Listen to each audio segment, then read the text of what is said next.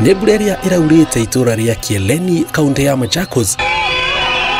Thengia wa bureno ndigiretie arurungani maikie makaya mao megie guthuka gwa barabara iria maugite itiragereka tari ukurite. Barabara yetu imekuwa kama nini mto.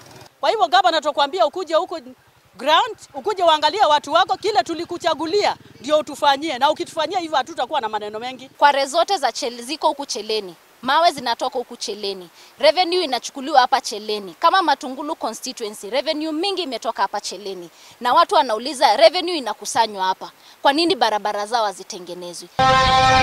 Itora ria Ndonyo Sabuk mururungano hana ota wa Kieleni, no guku arurungani mambiti na kuhanda mimera itiganite, kionereria kia ihanite ota migunda, no ihoya riao kuri gavana wa Machakos no rimwe.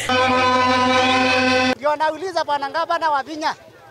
Sasa hii mambo ndio mimi nimekuitishia kula hapa Cheleni ukapita ukaenda pale juu. Hata huwezi kuangalia mazirai ya barabara. Iko Machakos ama Cheleni iko wapi? Kama uliuza sub county yetu utuambie. Sisi tunataka kujua maendeleo tutapata. Tulikuchagua, ulikuja huku ukatulilia tukakupea kura, lakini hakuna kitu unatufanyia.